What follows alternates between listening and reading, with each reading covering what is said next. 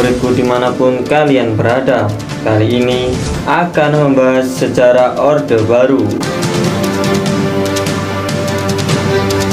Orde Baru adalah rezim yang berlangsung sejak 1966 sampai 1998 di bawah pimpinan Presiden Soeharto. Selama 32 tahun, Presiden Soeharto memimpin Indonesia.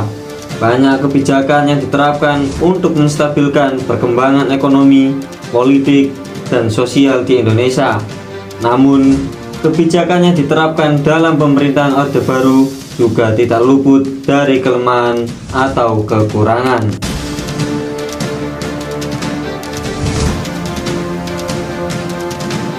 Maraknya KKN.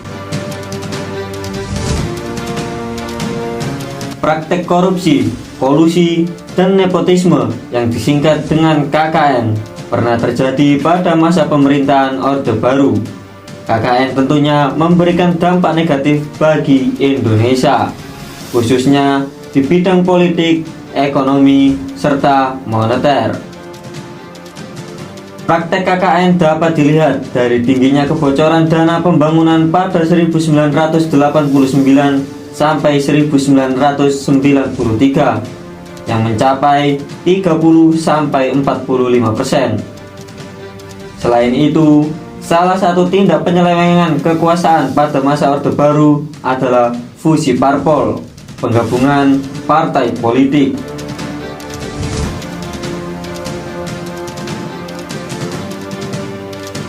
Pada pemilu yang diselenggarakan pada 1955, ada lebih dari 30 partai yang ikut serta. Pada 1973, Presiden Soeharto memutuskan untuk melebur partai-partai tersebut menjadi 3 partai besar, yaitu PPP, PDI, dan Golkar.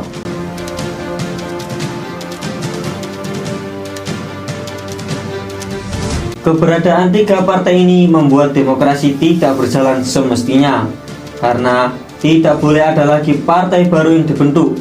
Alhasil, secara berturut-turut dalam pemilu 1971, 1973, 1982, 1987, 1992, dan 1997.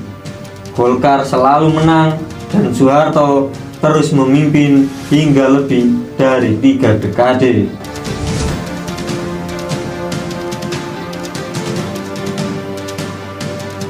Pelanggaran HAM. Pelanggaran hak asasi manusia juga menggambarkan kelemahan era Orde Baru. Banyak peristiwa pelanggaran HAM selama masa Orde Baru berlangsung, seperti penembakan misterius, pembungkaman aktivis, tragedi 1998, peristiwa Tanjung Priok, dan banyak lainnya.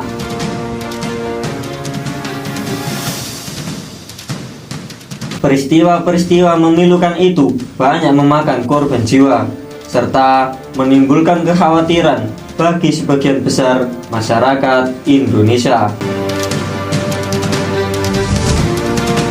Pemberedelan pers pada masa Orde Baru. Pemberedelan artinya pemberhentian secara paksa surat penerbitan, surat kabar, majalah, dan sebagainya. Sedangkan pers diartikan medium penyiaran seperti majalah, surat kabar, televisi, dan radio. Pers berharap agar keberadaan mereka lebih dibebaskan dibanding sebelum saat Orde Lama. Kebebasan tersebut pun diperoleh setelah pemerintahan Orde Baru mengeluarkan Undang-Undang Nomor 11 Tahun 1966 tentang prinsip-prinsip dasar pers. Dalam undang-undang tersebut disebutkan bahwa pers nasional tidak bisa dikendalikan dan kebebasan pers dijamin sebagai bagian dari hak-hak dasar warga negara, serta penerbitannya tidak memerlukan surat izin apapun. Sayangnya, aturan ini kian lama kian memudar, terutama setelah pecahnya peristiwa Malari, malapetaka, 15 Januari 1974. Peristiwa itu membuat banyak aktivis ditangkap, sekaligus berdampak pada kehidupan pers. Ada 12 pers yang kehilangan surat izin terbit dan cetak, atau bisa dikatakan dibredel oleh pemerintah.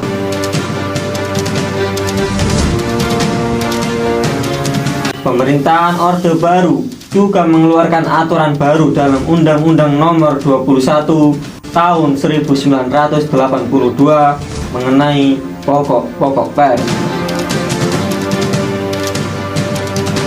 Jika dalam undang-undang sebelumnya disebutkan bahwa pers tidak memerlukan izin apapun, dalam undang-undang yang baru justru sebaliknya. Surat izin pers benar-benar sudah diatur, yang disebut Surat Izin Usaha Penerbitan Pers.